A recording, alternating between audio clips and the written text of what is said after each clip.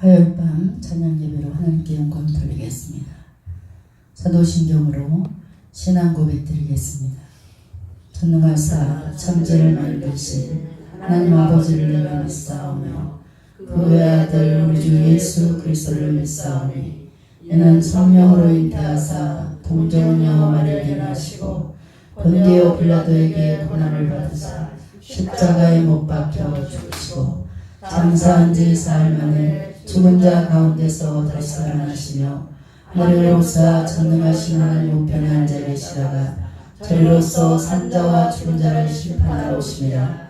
성령을 믿사오며 거룩한 공예와 성도가 서로 교통하는 것과 죄를 사하여 주시는 것과 몸이 다시 사는 것과 영원히 사는 것을 믿사옵나이다. 아멘.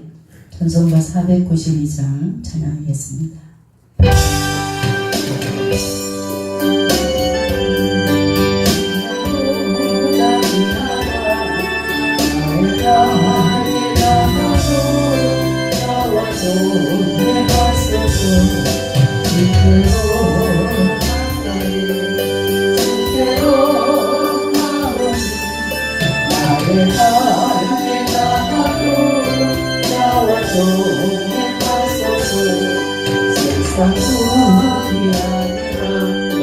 모든 영의 머리로 엄한 길을 가는 동안 나와서 내가소서.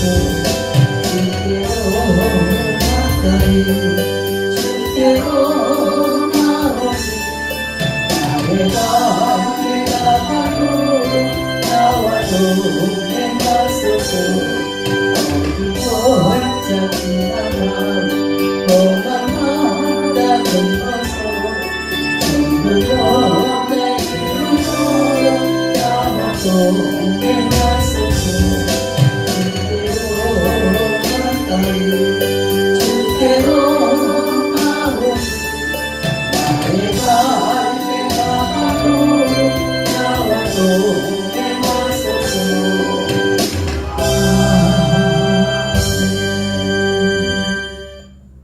오늘의 성경 말씀은 전도서 3장 10절로 15절까지 보시겠습니다.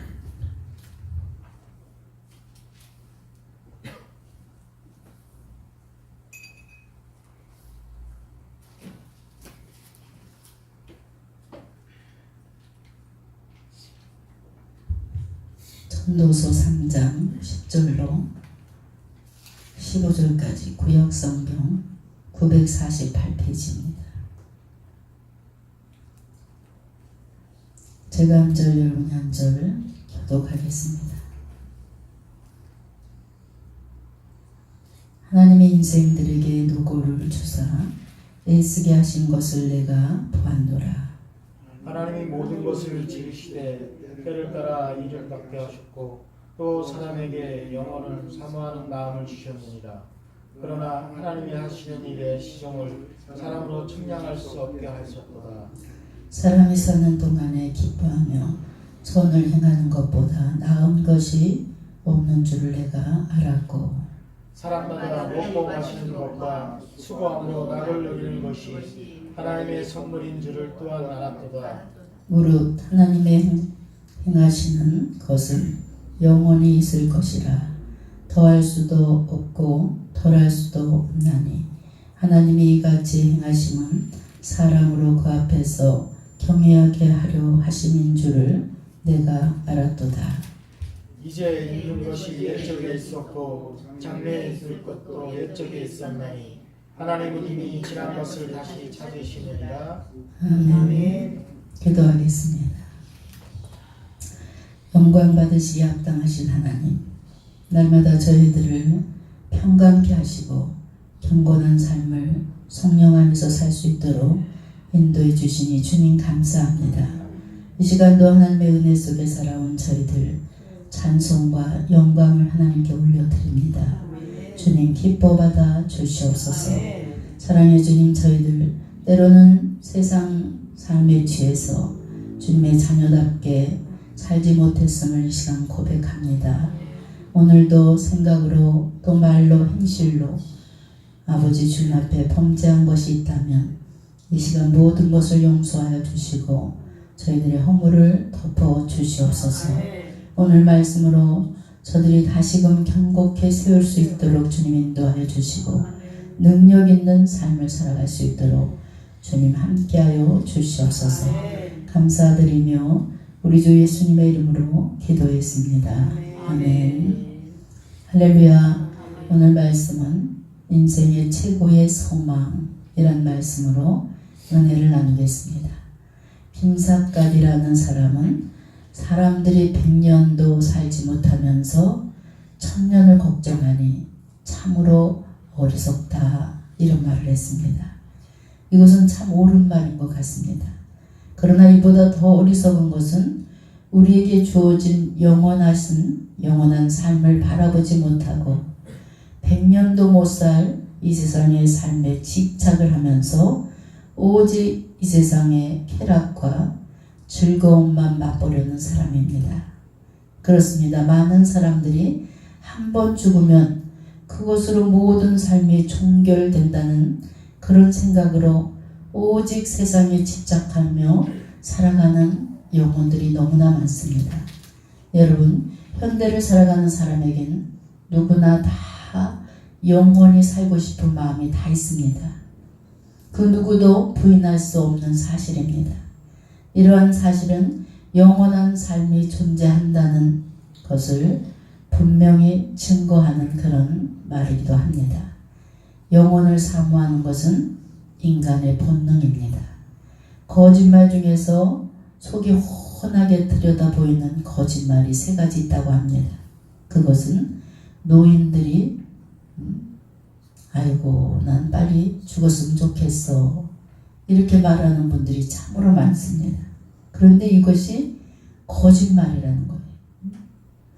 어느 집사님이 시어머니를 모시고 사는데 그 아들이 부장 판사예요. 그러니까 이 시어머니가 항상 그 아들의 그 부장 판사라는 것을 등에 업고 며느리를 엄청나게 시집살이를 시켰어요. 그러다 보니까 며느리도 어떻게 나이가 50 훌쩍 넘어서 한갑 나이가 됐어요. 근데 이 어머니는 후딱하면 좀 집안에서 기분 나쁜 일이 있으면 아이고 내가 빨리 죽어야지. 내가 이렇게 빨리 죽어야 될 텐데. 아주 이 소리를 너무 크게 하신다는 거예요. 내가 오래 살아서 이렇다. 그래서 어느 날 이 며느리가 이제 나이가 먹으니까 시어머니한테 한마디씩 하게 돼 있어요. 어머니, 지금까지도 너무 오래 사셨어요.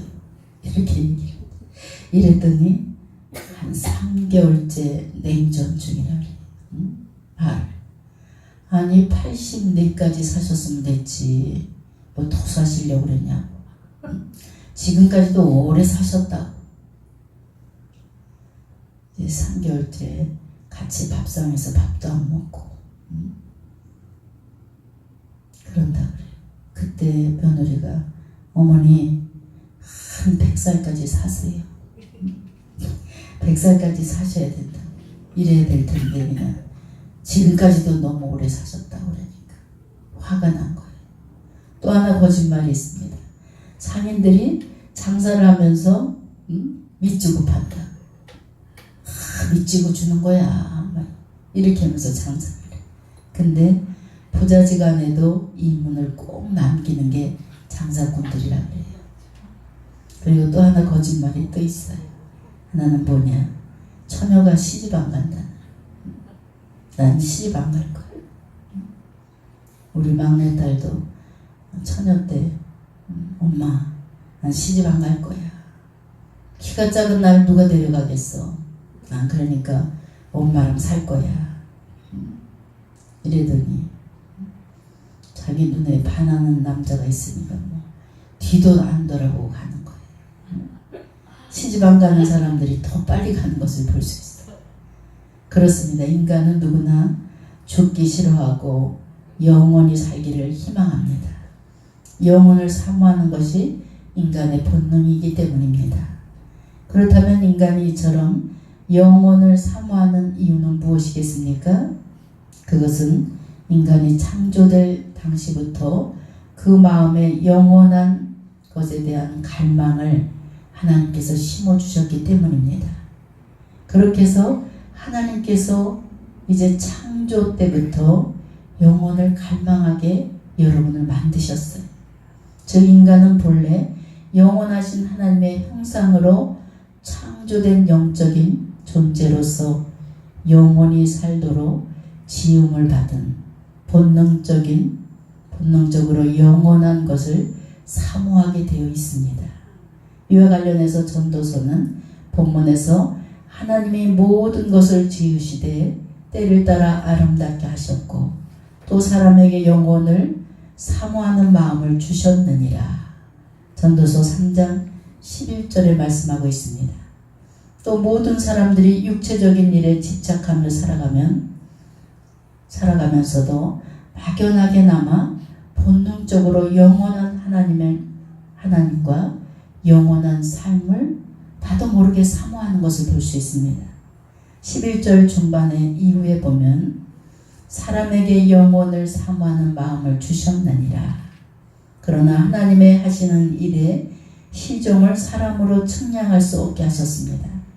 비록 인간은 죄로 인해서 부패된 심령을 가지고 살아가고 있지만 영혼을 사모하는 마음은 누구나에게 다 있다는 것입니다. 본절 말씀은 우리 인생의 어떤 존재임을 나타내는 그런 동시에 어떤 자세의 삶을 살아가야 되는가를 지적하고 있는 말씀입니다. 하나님께서 주신 영혼을 사모하는 마음을 소중히 간직하면서 영원히 하나님을 의지해야 된다는 것을 오늘 우리가 본문 속에서 알 수 있습니다. 우리가 아무리 똑똑하고 지혜가 많다 해도 영원하신 능력을 지니신 하나님의 행사를 파악할 수 없음을 우리는 분명히 알아야 됩니다. 여러분, 영적 세계를 알면 알수록 만족해야 되는데 왜 자꾸만 성령이 뜨겁고 영적으로 충만한데 늘 내 심령 속에는 갈증을 느낍니까? 영적인 세계는 우리가 측량할 수도 없고 헤아릴 수도 없고 그 넓이와 깊이가 우리의 계산으로는 알 수 없기 때문에 영적으로 충만하면 할수록 우리들의 영혼은 갈급하게 되어 있습니다. 여러분, 우리들의 마음과 생각을 헤아릴 수도 우리들의 마음과 생각으로는 영적 세계를 계산할 수도 없습니다. 성도 여러분, 영원하신 하나님, 거룩하신 하나님을 늘 여러분 인정해야 됩니다. 그리고 인정하시고 항상 마음으로 사모하는 마음으로 살아가시길 주의 이름으로 축원합니다. 영혼을 사모하는 것은 인간의 최고의 소망입니다. 소망 있는 삶을 살아가는 여러분 되시길 주의 이름으로 축원합니다. 12절을 보니까 사람이 사는 동안에 기뻐하며 선을 행하는 것보다 나은 것이 없는 줄을 내가 알았고 라고 그랬습니다. 인생의 허무함과 덧없음을 일관되게 강조했던 솔로몬을 보면 이러한 인생을 살아가는 최선의 자세가 무엇인지를 말씀해주고 있습니다.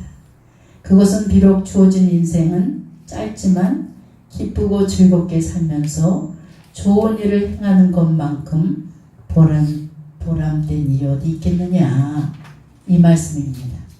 우리가 인생을 살면서 조금 더 가지려고 아둥바둥 살고 또 한숨과 고통과 근심으로 살아가는 것이 죽음이라는 문제 앞에서 얼마나 의미 있고 가치 있게 보이겠느냐, 이 말씀입니다.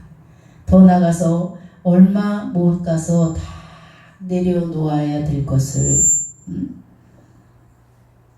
죄를 짓고 남에게 피해를 입히고 거짓을 늘어놓고 그것보다 비참한 인생이 어디 있겠느냐, 이런 말씀입니다.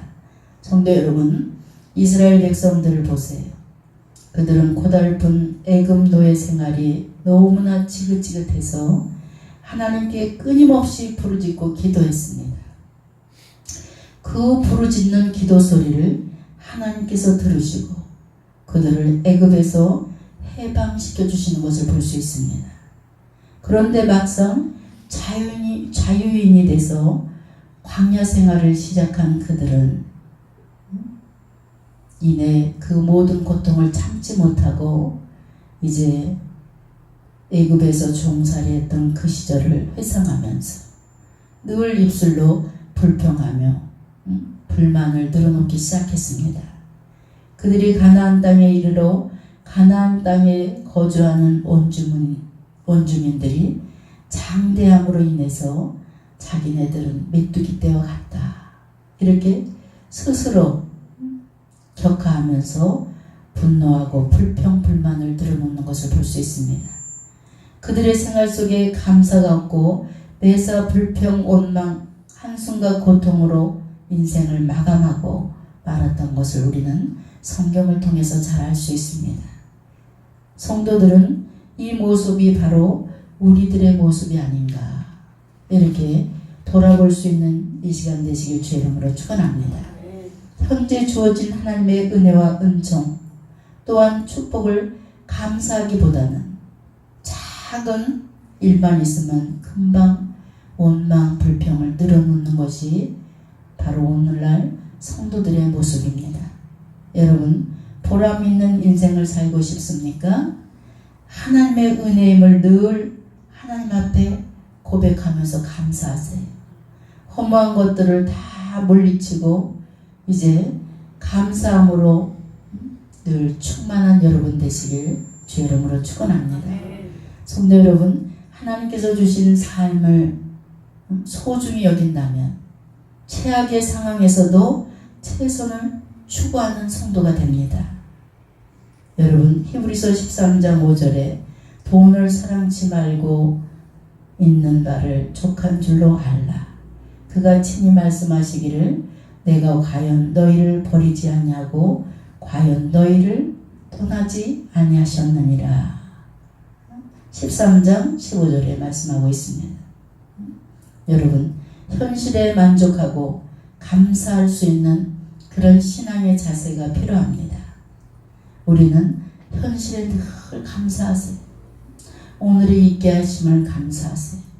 어떤 고통이 온다 할지라도 감사할 수 있는 여러분 되시길 바랍니다. 그러므로 더 부르짖어야 됩니다. 어느 집사님이 남편이 예수 예자만 꺼내도 경기를 해요. 그렇게 오랜 세월 세상과 더불어 살아가면서 아주 이 집사님의 속을 많이 애태웠어요. 전도는 절대로 전도할 수가 없어요. 얼마나 예수 예자만 꺼내도 난리를 치는지. 그런데 이 집사님이 끊임없이 부르짖어 기도했습니다. 그냥 하나님, 내 남편을 구원시켜달라. 예수 믿을 수 있는 기회를 달라고 늘 부르짖어 기도하는 거. 제가 봐도 그 집사님을 보면 아주 하나님 앞에 기도하는 재미로 사는 것 같아요. 늘 부르짖어 기도하는.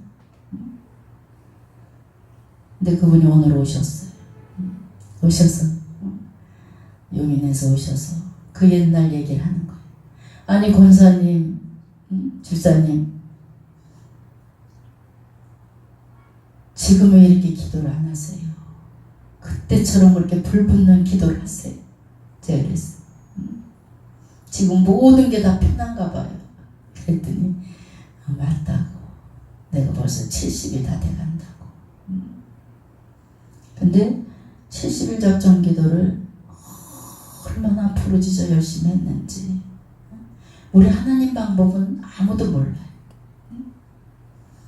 70일 작정 기도에 하나님이 어떻게 일하실지 놀라지 마시고 70일 작정 기도에 올인하세요.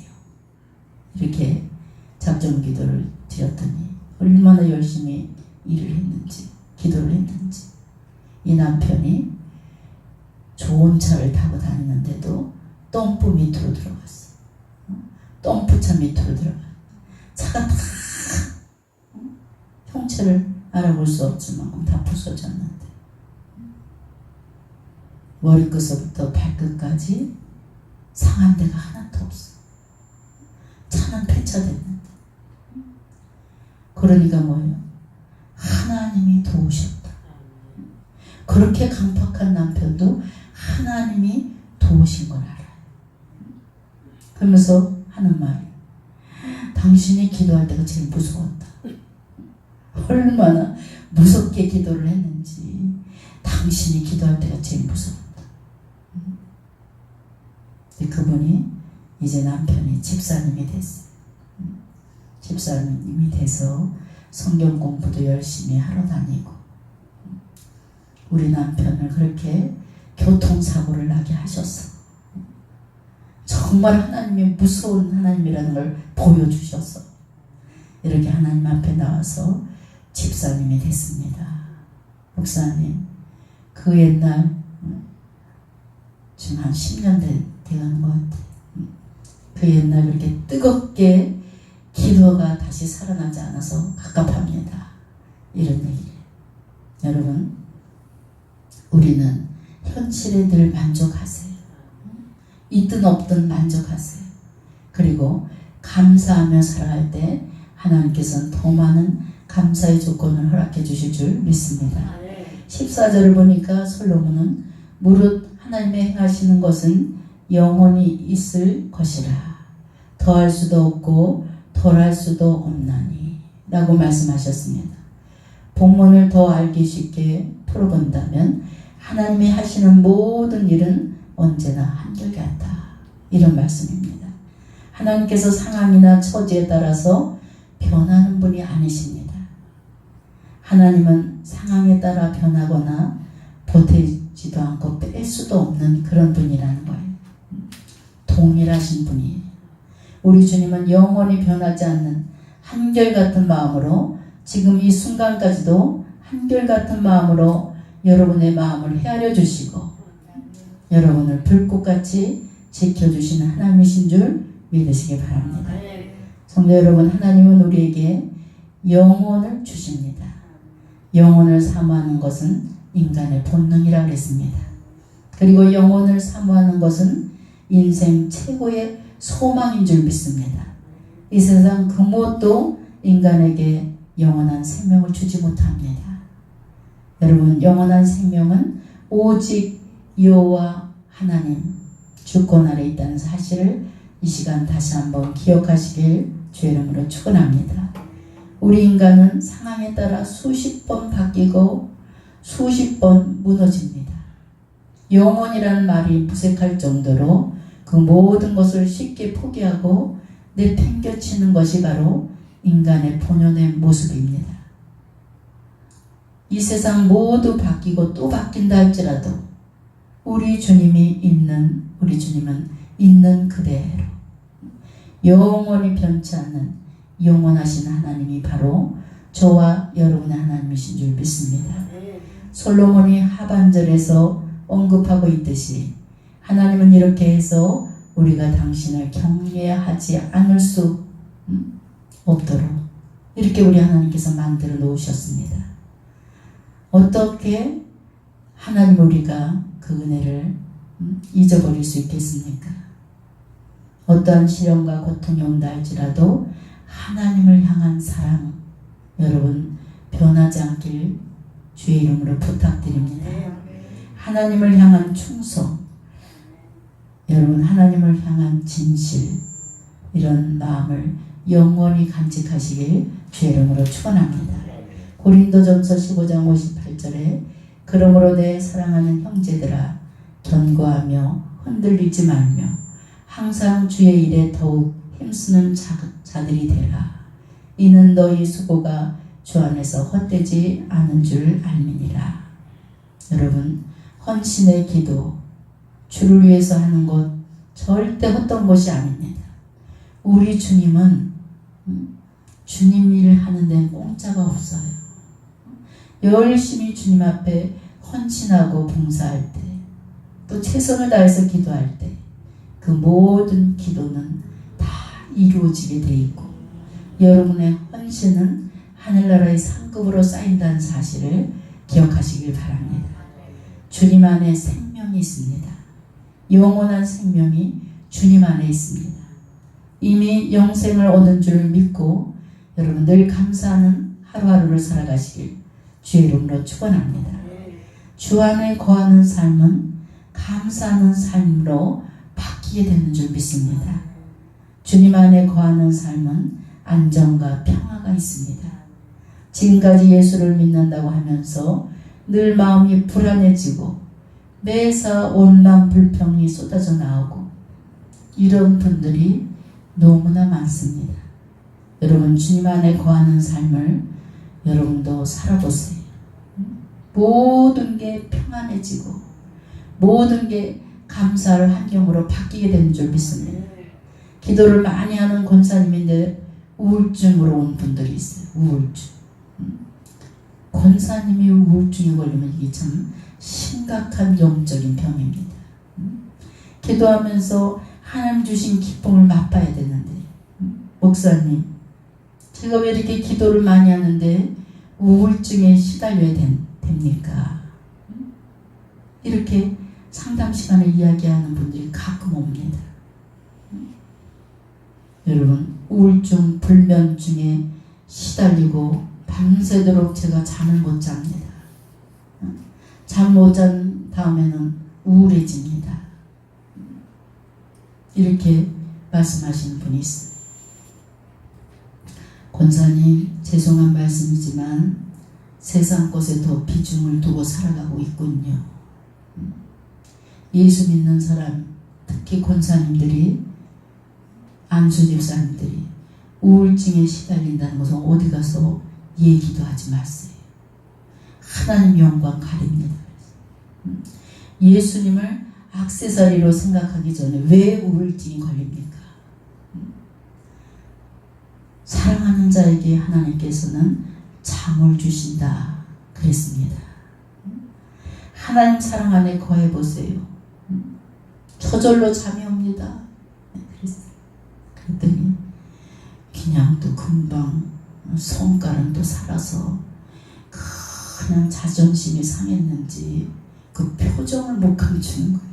상담하는데 그냥 표정을 못 감춰갖고 얼굴이 우락부락해.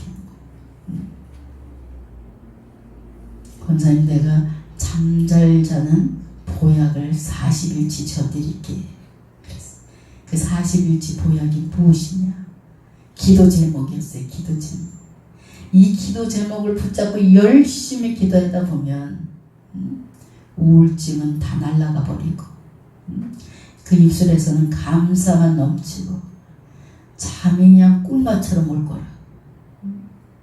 이렇게 40일 작정기도 처방을 해줬어요. 그랬더니 복받기 위해서만 기도하지 마시고 하나님을 위해서 내가 어떻게 살아갈까 이것을 고민하면서 기도해보라 그랬어요.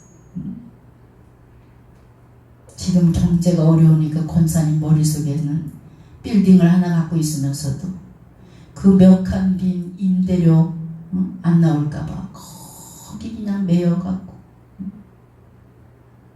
그 빌딩 하나에서 한 3칸 비었다고 뭘 그렇게 안달을 하고 모든 걸 다 주님 앞에 내려놓고 주님 앞에 맡기고 기도하세요. 복잡했던 마음이 정리되고 주님이 주시는 강같은 평안은 이 세상 그 무엇하고도 바꿀 수 없이 그 맛은 그 행복은 누구에게 말할 수 없이 벅차오른다. 그랬더니 그냥 잠자고 가시더니 작정기도 중반이 넘어서 찾아오셨어요. 목사님 자도 잠이 온다. 모든 것을 다 내려놨더니 빈 마음이 되니까 예수님이 내 마음에 찾아오셔서 예수님을 내 마음에 모셨더니 웃음이 저절로 나온대. 힐쭉힐쭉 웃음이 나. 기쁨이 넘친다는 거. 여러분 우리가 예수 믿으면서 너무나 시달리고 힘든다 할지라도 기쁨이 충만함을 누릴 수 있는 여러분 되시길 주의 이름으로 축원합니다. 영원히 변하지 않은 하나님의 계획 아래 순종하면서 살아가는 것이 여러분 특권입니다. 지금 문제가 너무 심각해서 70일 작전기도 줬는데 모든 문제는 기도가 얼마만큼 하나님 앞에 상달되냐, 기도가 하늘 보좌를 움직이는 기도가 상달될 때 권사님의 모든 문제는 다 해결됩니다. 이렇게 몇 번이고 강조를 하고 얘기를 했는데 사람을 쫓아다니고 환경에 치우치고 이러면 점점 문제만 복잡해집니다. 여러분, 영원하신 하나님께 맡겨버리세요. 여러분의 계획이 어디에서 이루어져야 됩니까? 하나님 계획 속에서 이루어져야 됩니다. 하나님 계획은 우리가 알 수 없는 거예요. 우리들의 잣대로 잴 수도 없고 알 수도 없는 거예요. 그러므로 우리는 모든 것을 하나님 앞에 다 맡기고 기도할 수 있는 그 믿음이 중요합니다. 우리 교회 우리 새신자가 교통사고가 났어요. 이번 교통사고도 정말 제가 신방 가서 평생을 간증거리로 하나님 앞에 영광 돌려라 그랬어요. 우리 성도님이 좀 굉장히 어렵게 살아요. 근데 우리 교회 온 지 한 6개월 훨씬 넘었는데도 작정 기도를 안 주게 되는 거예요. 제가 아니 이상하다. 저렇게 어렵게 살아가는데 왜 내가 작정 기도를 안 주지? 성도님, 내가 안 주더라도 작정 기도 꼭 달라고 그래. 이러고 또 몇 주 지나가고. 근데 이번에 작정 기도를 줬어요. 40일 작정 기도. 너무나 가난하기 때문에 하나님 방법대로 축복을 좀 해주세요. 하나님 방법대로. 너무나 안타까웠어요. 그랬더니 교통사고가 났어요. 우리 교회 앞에 파란 사람 건너가는 건널목인데 파란불이 켜졌는데 그냥 차가 와서 받았어요. 그래서 제가 어디 외출해서 나가 있는데 우리 한길순 집사님, 목사님, 쌀이 여기 길이 흐트러진 거 보니까 우리 정성도님이 사고가 난 것 같아요. 쌀이 없으니까 교회에서 한 바가지 포가다가 차에 치면서 그 쌀이 다 흐트러졌어요. 근데 제가 그 소식을 듣고 여러 사람 앞에서 제가 그냥 그 눈물을 제가 참지 못했어요. 왜냐하면 그 성도님이 교통사고가 난 게 그것도 너무나 가슴이 아픈데 그 쌀이 길바닥에 다 틀어졌어요. 그랬는데 너무 제가 가슴이 미어지고 정말 하나님이 이렇게 가난이 무섭군요. 20kg, 50kg 이렇게 사줬는데 쌀 떨어진 걸 제가 몰랐어요. 근데 제가 없는 사이에 그걸 한 봉지를 들고 뛰다가 건너목을 급하게 건너다가 사고 난 게 아닌가. 근데 오면서 이렇게 보니까 쌀이 다 찻바퀴가 지나가서 쌀이 다 가루가 돼 있었어요. 너무나 감사한 게 제가 경희대 응급실에 헐레벌떡 그냥 막